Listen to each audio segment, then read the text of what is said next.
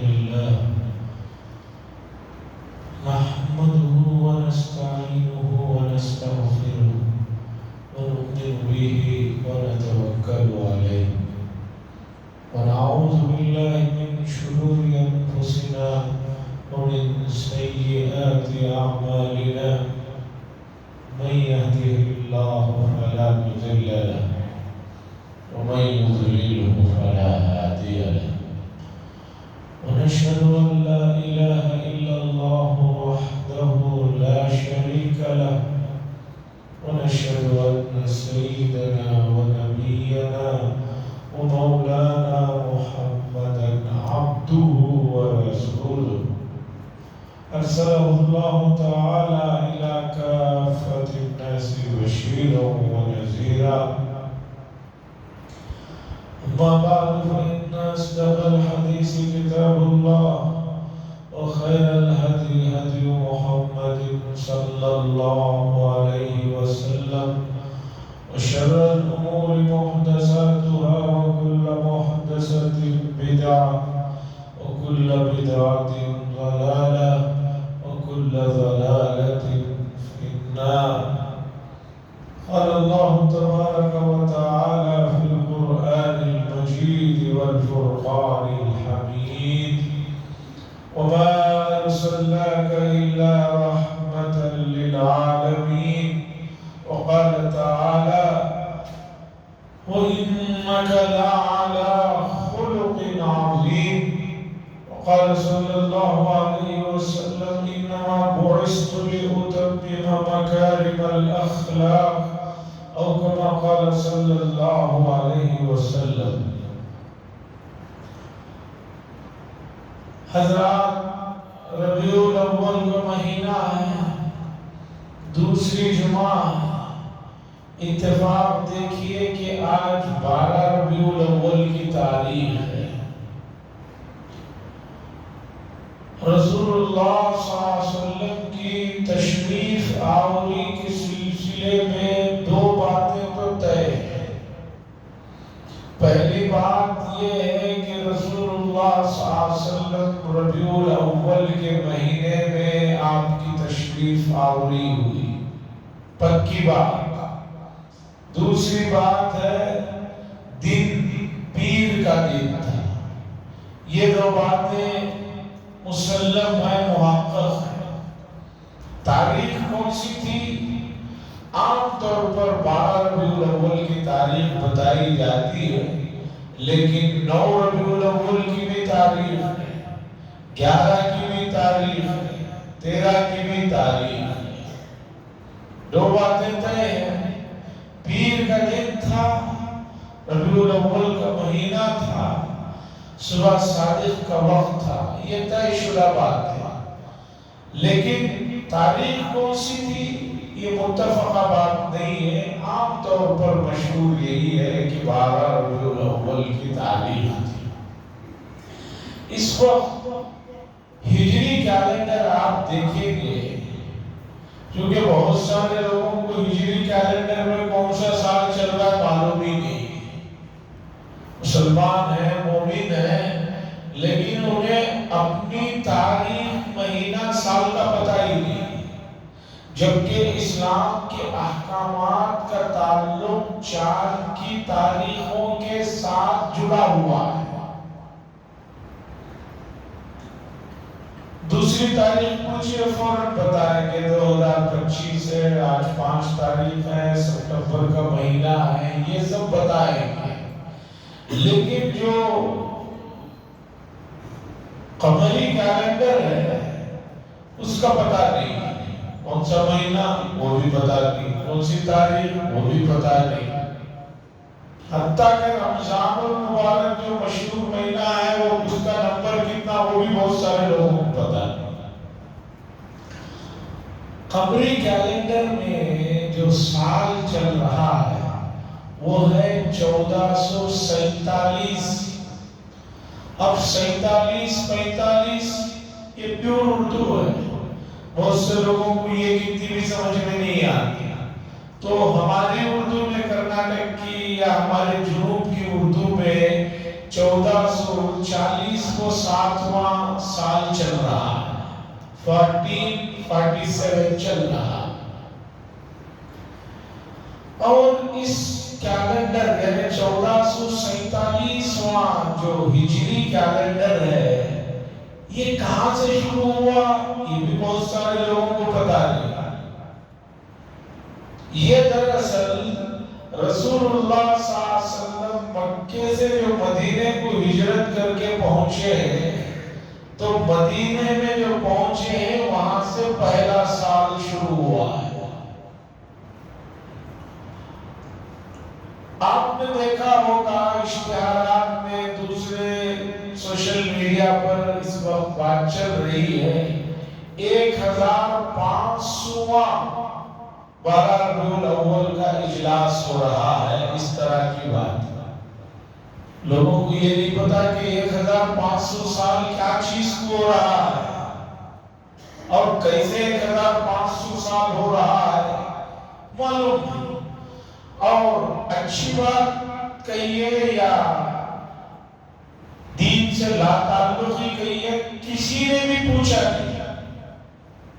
دوسری اتنی چیز کچھ ہو جاتی ہے، لوگ پوچھتے ہیں کیا حضرت کو، کیا حضرت۔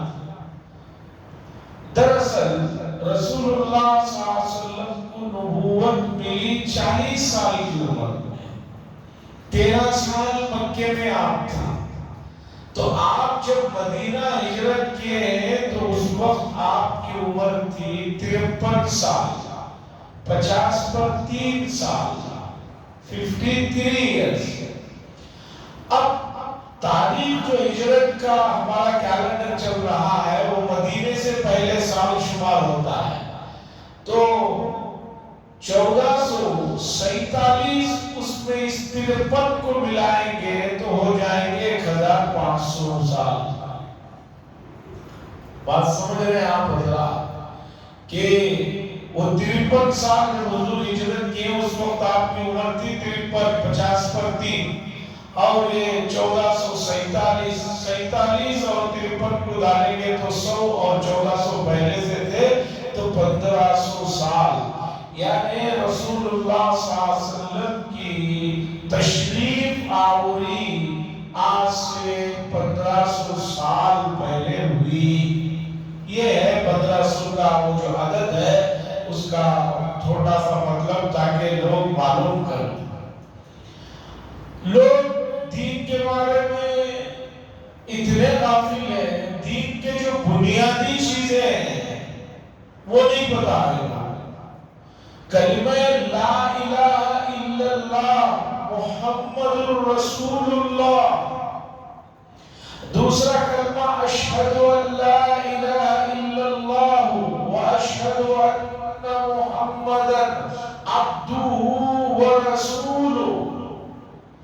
کوئی آدمی ایمان میں داخل ہوتا ہے تو اسے داخل کرانے کے لیے جو کلمہ پڑھایا جاتا ہے، جس کے پڑھ کر زبان سے پڑھنا اور اس کا معنی اور مطلب دل سے ماننے پر آدمی مومن ہوتا ہے، وہ یہ کلمہ ہے اشہد ان لا الہ الا اللہ واشہد ان محمدا عبدہ ورسولہ۔ چونکہ ہم حضرات مسلمانوں کے گھروں میں پیدا ہوئے ہیں، یہ جو بنیادی اور بیسک کلمہ ہے یہ بھی لوگوں کو نہیں آتا ہے۔ اور کون سے لوگوں کو نہیں آتا ہے؟ جو لوگ مسجدوں میں آتے ہی نہیں ہیں، ان کی بات نہیں کر رہا ہوں میں۔ ایک آدمی مسجد میں آتا نہیں، وہ نہ جمعہ کو آتا ہے، نہ رمضان میں آتا ہے، نہ عید کو آتا ہے، اس کی بات چھوڑ دیجئے۔ جو حضرات نمازوں میں جن کا آنے جانے کا کام لگا ہوا ہے، ان میں سے بھی آپ کو ایسے لوگ ملیں گے کہ یہ جو کلمہ جس سے آدمی ایمان میں داخل ہوتا ہے، اتنا بڑا کلمہ کہ اگر 100 سال بھی کسی نے کفر و شرک میں گزار دیے ہیں، یہ دل سے کلمہ زبان سے پڑھے اور دل سے یقین جانے تو اس کے 100 سال کے گناہ جو معاف ہو جاتے ہیں، اتنا بڑا کلمہ، اتنا بنیادی کلمہ، یہ بھی لوگوں کو یاد نہیں ہے۔ اب اس سے زیادہ ہم کیا امت کی دین بیزاری کا ثبوت پیش کریں؟ آپ بتائیے۔ لا الہ الا اللہ بہت سے بہت لوگ اتنا پڑھ لیتے ہیں، لا الہ الا اللہ، آگے محمد رسول اللہ صلی اللہ علیہ وسلم۔ تو یہ ہوا عقیدوں کا تعلق، جس سے آدمی ایمان میں داخل ہوتا ہے۔ کسی کو ایمان میں لانا ہے تو کلمہ شہادت پڑھانا، یہ یاد نہیں ہے۔ اب آئیے عقیدوں کے بعد دوسرے نمبر پر عبادات میں۔ عبادات میں پہلے نمبر پر ہے نماز، اور پھر نماز میں کچھ چیزیں ہیں فرض ہیں، کچھ چیزیں سنتیں ہیں، کچھ واجبات ہیں، کچھ مستحبات ہیں، کچھ آداب ہیں۔ آداب، مستحبات، سنت کو، سنتوں کو تھوڑی دیر کے لیے رکھتے ہیں، اس لیے نہیں کہ ان کی کوئی عامر بہت ہے، یعنی جو چیزیں فرض اور واجبات ہیں جن کے بغیر نماز نہیں ہوتی ہے، ان کی طرف آتا ہوں، ان کی طرف آپ آئیے۔ آ کر ایک آدمی کو جو نمازوں کو پڑھ رہا ہے، آپ اس سے پوچھئے کہ اتحیات جس کا پڑھنا نماز میں واجب ہے، ذرا اتحیات صحیح سنا دیجیے۔ وتر کی نماز میں دعائے قنوت پڑھنا واجب ہے، جس کے بغیر نماز نہیں ہوتی، ذرا دعائے قنوت سنا دیجیے۔ اللہم انا نستعینک ونستغفرک ونؤمن بک ونتوکل علیک ونثنی علیک الخیر۔ یہ جو اس کے آگے بھی ہے دعائے قنوت، آپ پکڑ کر سننا چاہیں تو آپ کو مصلیوں میں سے ایسی نوجوانوں ہی کی بڑی تعداد ملے گی جن کو دعائے قنوت یاد نہیں ہے۔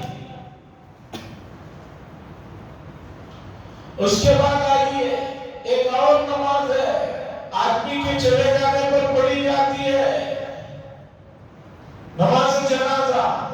نماز جنازہ میں جو دعا کرنا ہے اپنے مومن بھائی کے لیے، جو بہت اہم کام ہے، آپ نماز جنازہ میں پڑھی جانے والی دعائیں، جو لوگ نماز جنازہ پڑھ رہے ہیں ان میں سے بہت لوگوں کو آپ پکڑ کر پوچھیں گے تو وہ دعا یاد نہیں۔ یہ ہوا عبادات کا معاملہ۔ اب اس سے زیادہ امت کی بے فکری، ان کی جہالت، ان کی نادانیاں، ان کی بے وقوفیاں، ان کی دین دوریاں، ان کی دین بیزاریوں کے لیے اور میں کیا مثالیں دوں؟ یہ معاشرے کا وہ کڑوا سچ ہے جو لوگ سننے کے لیے، سمجھنے کے لیے تیار نہیں۔ ہمارے پاس ہمارے بڑوں نے یہ بات سکھائی کہ کوئی بھی آدمی ملے تمہارے پاس کچھ سیکھنے آئے تو اسے بیسک جو دین کی چیزیں ہیں ان کو سکھاؤ، ان کو نماز کی چیزیں سکھاؤ، چونکہ بچپن میں نہیں سکھایا تو آگے نہیں ہوگا۔ ہمارے یہاں مکتب میں الحمدللہ ہفتے میں ایک دن پریکٹیکل طور پر 10 سال کا بچہ ہم اسے کھڑا کر کے جو ہے نماز پڑھواتے ہیں، پورا زور زور سے وہ پڑھے، پیچھے بھی بچے زور زور سے پڑھے۔ کیوں؟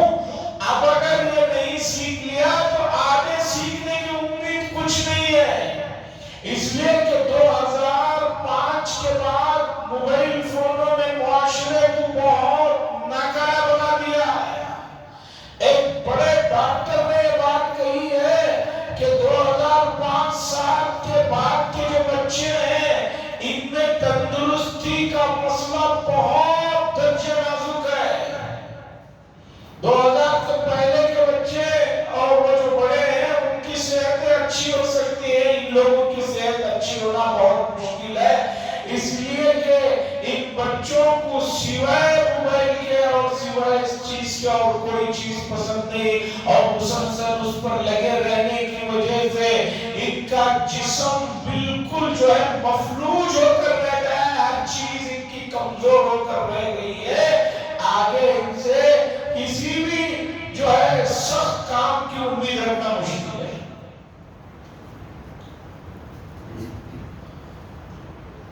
آدمی سیکھتے ہوئے شرماتا ہے، بڑے لوگ کہتے ہیں کہ میں کیسے سیکھتا؟ بھائی آپ کو اپنے محلے میں سیکھتے ہوئے شرم آ گئی، اپنے بچوں سے سیکھ لو، اپنے بچوں سے سیکھ لو، وہ بھی نہیں تو دوسرے محلے میں جا کر امام صاحب سے مل کر نماز سیکھ لو۔ اس میں کہ قیامت کا دن نماز کے معاملے سے جب تک آدمی پوری طرح فارغ نہیں ہوگا اسے ہلنے نہیں دیا جائے گا۔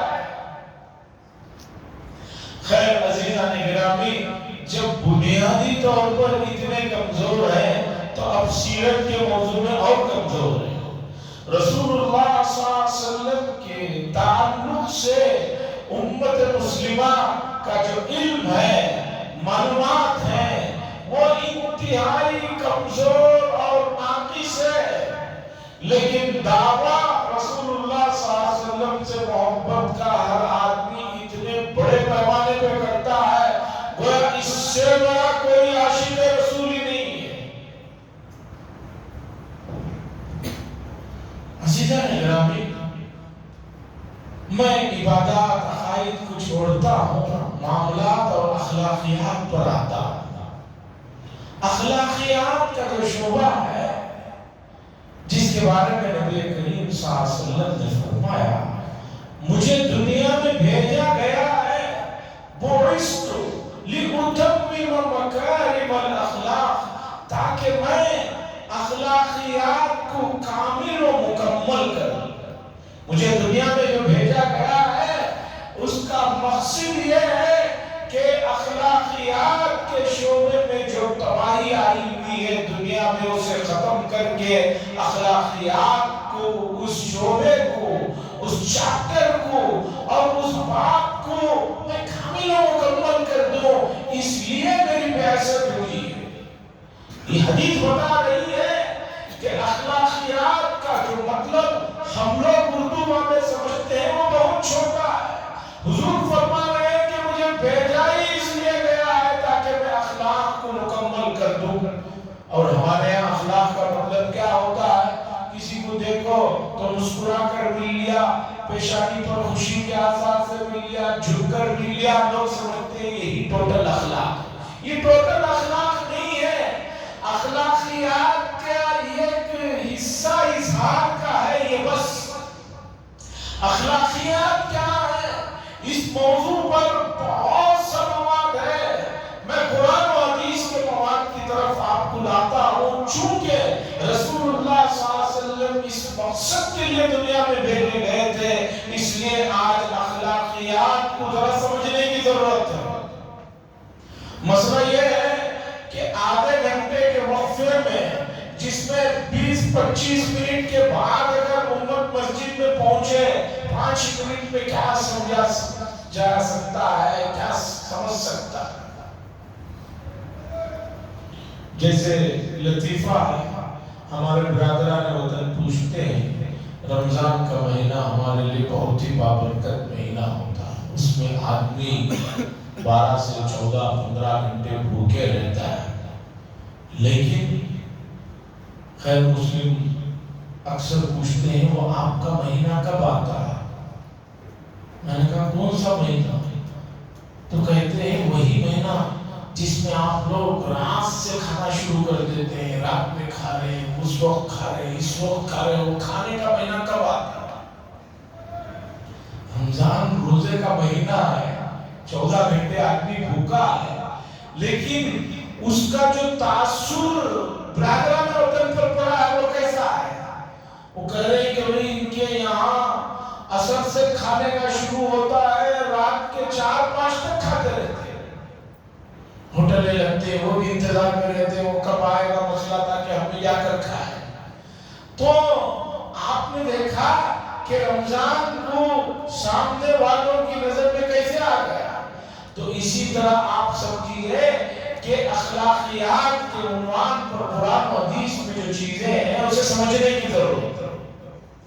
اس لیے کہ اخلاقیات جس کے بارے میں اللہ فرماتے ہیں وَإِنَّكَ لَعَلَىٰ خُلُقٍ عَظِيمٍ، اے نبی صلی اللہ علیہ وسلم ہم نے آپ کو بہت ہی بلند اور اعلیٰ اخلاق والے ہیں اور اعلیٰ اخلاق والوں نے بنایا. آپ کے جو اخلاق ہیں بلندی کی وہ انتہا ہے، اس سے آگے اچھے اور عمدہ اور اعلیٰ اخلاق انسانیت میں کسی نے نہیں دیکھے. اور اللہ نے فرمایا یہ آپ کے اخلاق ہی کا نتیجہ ہے. عرب کے کٹر اور ضدی قسم کے لوگ جو ہے آپ کے آس پاس جمع ہوئے ہیں. اگر آپ کے اخلاق نہ ہوتے تو یہ ضدی اور ہمدرد لوگ کبھی آپ کے پاس نہ ہوتے. اخلاقیات کو سمجھنے کے آسان سے دو طریقے ہیں. کسی بھی چیز کو سمجھنے کے دو طریقے ہیں. ایک آپ اسے ذکر کیجئے، ایک اس کی مخالف چیز کو ذکر کیجئے. مثال کے طور پر آپ کو صحت مند رہنا ہے تو آپ کو ڈاکٹر سمجھانے کے لیے یہ طریقہ اختیار کر سکتا ہے کہ آپ یہ چیزیں کھائیں گے اور میں نے جن چیزوں کا نام نہیں لیا اسے نہیں کھائیں گے. ایک طریقہ یہ ہے. دوسرا طریقہ یہ ہے کہ ڈاکٹر صاحب کہیں آپ جو ہے یہ چیزیں نہیں کھانا ہے، اس کے علاوہ میں نے جن کے نام نہیں لیے باقی سب کھا سکتے ہیں. سمجھ رہے ہیں آپ بات؟ یہ چیزیں آپ کھا سکتے ہیں، جن کے میں نام نہیں لیا ہوں وہ نہیں کھا سکتا. دوسرا طریقہ یہ ہے کہ یہ چیزیں آپ نہیں کھا سکتے باقی سب کھا سکتے ہیں. تو اس لیے آسان چیز یہ ہے کہ جن چیزوں سے آدمی کو رکنا ہے جو اخلاقیات کو تباہ و برباد کر دیتے ہیں، میں ان چیزوں کو ذکر کروں گا. اخلاقیات کا باب تو بہت بڑا ہے، اتنا لمبا باب سمجھنا بہت مشکل ہے.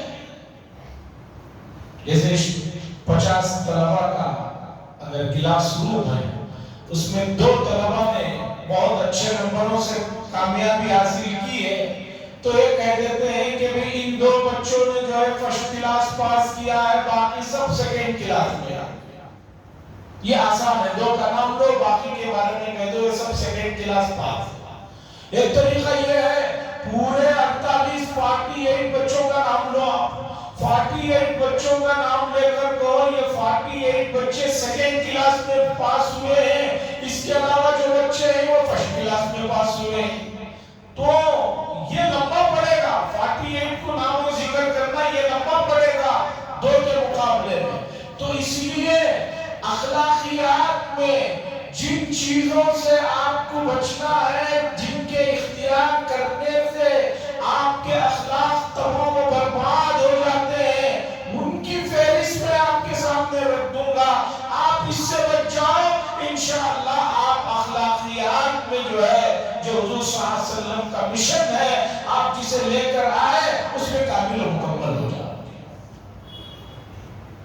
سب سے پہلے سمجھیے رسول اللہ صلی اللہ علیہ وسلم نے فرمایا کہ جس طرح اس طرح سر کے بالوں کو صاف کر دیتا ہے، چیزوں کو کاٹ کر رکھ دیتا ہے، یہ آپس کے تعلقات اگر صحیح نہ ہو تو یہ جو ہے رشتوں کو، ناتوں کو، تعلقات کو، معاشرے کو تباہ و برباد کر کے رکھ دیتا ہے.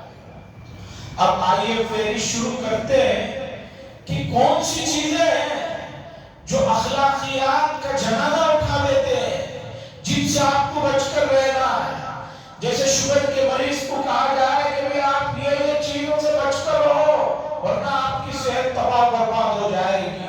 اخلاقیات میں اگر آپ کامل و مکمل ہونا چاہتے ہیں تو جن چیزوں سے بچنا ہے ان میں پہلے نمبر کی چیز ہے حسد.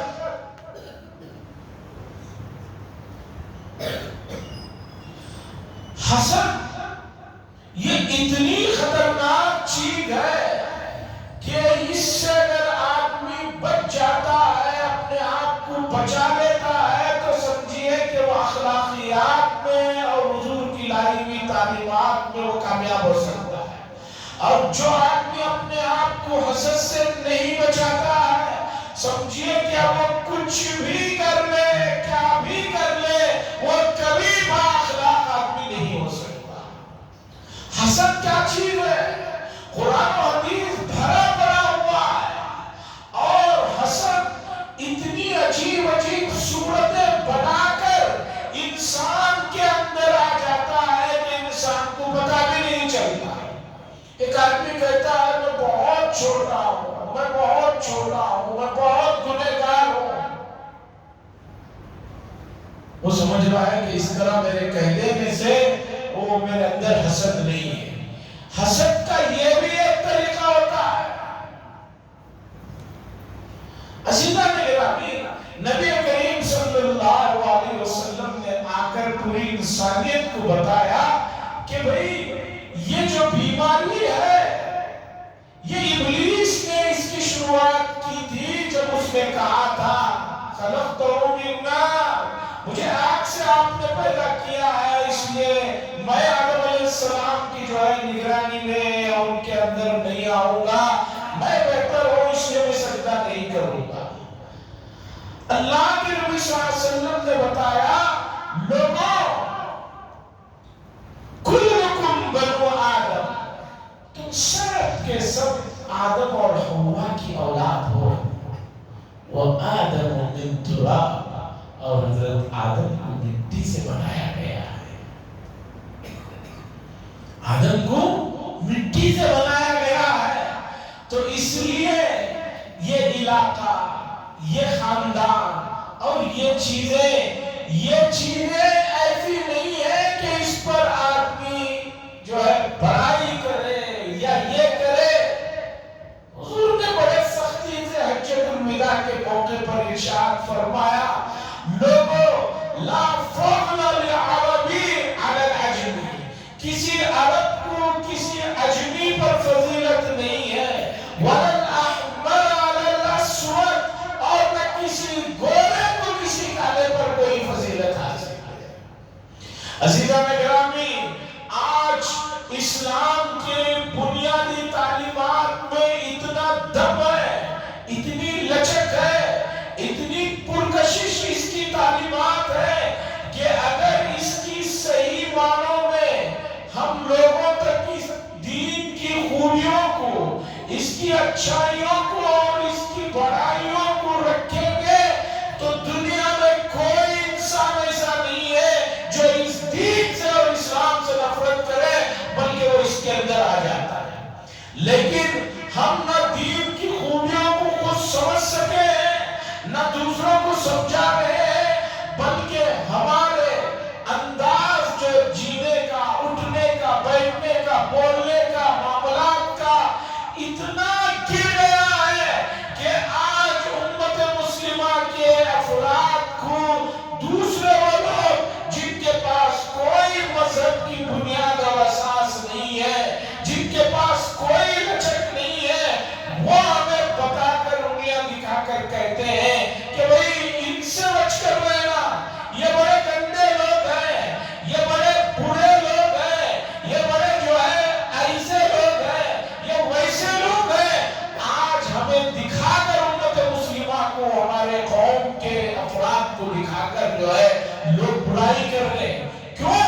اس لیے کہ ہم نے رسول اللہ صلی اللہ علیہ وسلم کی زندگی کا سب سے بڑا پاک اخلاق جس کی تکمیل کے لیے حضور آئے تھے وہ ہم نے نہیں اپنایا. راستے پہ چلنے کے آداب شریعت نے بتائے، راستوں میں کہیں بیٹھنا پڑ جائے تو اس کے آداب بتائے، کیسے بیٹھنا، کہاں بیٹھنا. عزیزان گرامی، بڑے دکھ کے ساتھ کہنا پڑتا ہے روزانہ نوجوان بچے، اس سے بھی کم، ابھی نوجوانی سے بھی کم عمر کے بچے گاڑیوں میں، سائیکلوں میں، چھوٹی چھوٹی گلیوں میں ویلنگ کرتے ہوئے خود بھی اپنے آپ کو معذور کر لے رہے ہیں اور راستے میں چلنے والے لوگوں کے زندگیوں کو بھی خطرے میں ڈال دیا۔ اور بڑے دکھ کی بات ہے، لوگ اسے اخلاق میں نہیں لاتے، یہ بدترین گناہ ہے، بڑا بدترین گناہ ہے۔ اب ماں باپ کے علاوہ جو ان بچوں کے محرم، زیرہم محرم رشتہ دار ہیں، ان پر پہلے والوں پر ذمہ داری عائد ہوتی ہے، لیکن عالم یہ ہے کہ وہ زمانہ گیا، وہ دور گیا کہ پہلے کا کوئی بھی ایک معزز آدمی، کوئی بچہ غلطی کر رہا ہو اسے ڈانٹ سکتا تھا اور ماں باپ اس پر خوش ہو جاتے تھے کہ چلو ہمارے بچے کو کسی نے عقل بتائی، عقل بولا۔ آج اگر کوئی آدمی کسی کے بچے کو کوئی بھی غلطی کر رہا ہو، کچھ کہہ دیا تو سمجھیے کہ اس نے بہت بڑا گناہ کر دیا۔ اس کے ماں باپ آ کر یہ نہیں دیکھتے کہ بچے کو سدھارنے کے لیے کہا گیا، خوش ہونے کے بجائے جو ہے ناراض ہو جاتے ہیں۔ استاد کا جو درجہ بڑا محترم ہے، رسول اللہ صلی اللہ علیہ وسلم معلم ہے، استاد ہے، وہ استاد کہ جن کا احترام صحابہ ان سے بڑے بڑے عمر میں لوگ بھی جو کرتے تھے، وہ کبھی احترام ہمارے امت مسلمہ میں بھی ہوا کرتا تھا۔ آج ماحول ایسا ہو گیا ہے، آج یورپ اور امریکہ کا کلچر ایسے آ گیا ہے کہ کوئی بھی استاد جو ہے کسی طالب علم کو، کسی شاگرد کو جو ہے آنکھ بھی نہیں دکھا سکتا، اسکول میں ہو، مدرسے میں ہو، کہیں بھی ہو۔ عزیزان گرامی، یہ بہت جو ہے اخلاقیات کو تباہ و برباد کرنے والے کام ہیں۔ اگر بچپن ہی میں بچے کے دل سے ماں باپ کا بھی ڈر نکل گیا، محلے والوں کا بھی نکل گیا، کسی کا بھی نہیں ہے، تو یہی حرکتیں کرتے پھریں گے۔ ہماری اپنی گلیوں میں مغرب کے بعد، عشاء کے بعد کا وقت ایسا ہوتا ہے جس میں بچے بوڑھے سب گھروں سے باہر نکلے، کوئی مسجد سے نکلا ہے، کوئی گھر کا سامان لینے کے لیے نکلا ہے، امت مسلمہ کے چھوٹے چھوٹے بچے ویلنگیں کر رہے ہیں، خود بھی تباہ ہو رہے ہیں، دوسروں کی جانوں کو بھی خطرہ ملا رہے ہیں۔ عزیزان گرامی، حسد بات آئی تھی حسد پر کہ اللہ کے نبی صلی اللہ علیہ وسلم نے فرمایا لوگوں حسد سے بچو، اس نے جو ہے گزرے ہوئے زمانوں میں بڑے بڑے لوگوں کو تباہ و برباد کر دیا ہے۔ اور حسد کو پہچانو، کوئی آدمی اگر اپنے آپ کو کسی بھی معاملے میں بڑا سمجھتا ہے، ڈٹ جاتا ہے اور دوسرے کو چھوٹی نظر سے دیکھتا ہے، حقارت سے دیکھتا ہے، تو اللہ کی نظر میں جو ہے وہ بہت ہی ناپسندیدہ کام کیا ہے، اس کے تمام اعمال اللہ کی نظر میں تباہ و برباد ہو کر رہے گا۔ رسول اللہ صلی اللہ علیہ وسلم نے اخلاقیات کا جو درس دیا اس میں دونوں چیزوں کو رکھا، دیکھو یہ بری چیزیں ہیں ان سے بچ جاؤ، یہ اچھی چیزیں ہیں اسے اپنا لو۔ عزیزان گرامی، رسول اللہ صلی اللہ علیہ وسلم کی بعثت جو ہے پوری انسانیت کے لیے ہے، کسی ایک علاقے کے لیے، کسی ایک برادری کے لیے، کسی ایک علاقے اور ایک خاص مخصوص زمانے کے لیے نہیں، قیامت تک کے تمام انسانوں اور جنات کے لیے آپ کی بعثت ہوئی ہے۔ اس لیے تمام انسانوں اور جنات کو نبی کریم صلی اللہ علیہ وسلم کی زندگی کے ایک منٹ کا علم ہونا ضروری ہے اور اسے جان کر اپنے اندر اپنانا، یہی حضور صلی اللہ علیہ وسلم سے محبت کی علامت اور جو ہے پہچان ہے۔ اور اگر کوئی ایسا نہ کرے، باقی زبان سے کتنے بھی دعوے کرے، ان دعووں کا کوئی اعتبار نہیں ہے، اس کا کوئی مقام نہیں ہے، اس کی کوئی حیثیت نہیں ہے۔ اس لیے عزیزان گرامی، اپنے گھروں میں، اپنے معاشرے میں، اپنے دوست احباب میں جہاں گھنٹوں دوسرے موضوعات پر باتیں ہوتی ہیں، وہاں پر ضرور رسول اللہ صلی اللہ علیہ وسلم کی سیرت کا تذکرہ ہونا چاہیے، آپ کی عادات کا تذکرہ ہونا چاہیے، آپ کے اخلاق کا تذکرہ ہونا چاہیے۔ चलने के, बैठने के, उठने के, खाने के, पीने के चीजों का जो है तज़किरा होना चाहिए। ये तज़किरे बताते हैं कि आदमी को हुजूर सल्लल्लाहु अलैहि वसल्लम से कितनी मोहब्बत है। और अगर ये नहीं करेंगे तो समझिए कि हमसे बड़ा मुजरिम, हमसे बड़ा नादान, हमसे बड़ा आप जो भी अल्फाज सब सुन सकते हैं सुन लीजिए, इसलिए कि अल्लाह और उसके रसूल सल्लल्लाहु अलैहि वसल्लम ने फरमाया दुनिया में कामयाबी के लिए रसूलुल्लाह सल्लल्लाहु अलैहि वसल्लम की कामिल और मुकम्मल इत्तबा, 1 घंटे के लिए नहीं, एक थोड़े वक्त के लिए मस्जिद में नहीं, रूह निकलने तक कामिल और मुकम्मल इत्तबा ही आदमी को हुजूर का सच्चा उम्मती कहलाती है और उसे जन्नत के करीब करने वाली चीज है। अगर नहीं है तो समझिए कि कुछ नहीं है। अल्लाह से दुआ फरमाए अल्लाह ताला इन चीजों को समझने की तौफीक नसीब फरमाए। और आखिर दावाना अल्हम्दुलिल्लाहि रब्बिल आलमीन।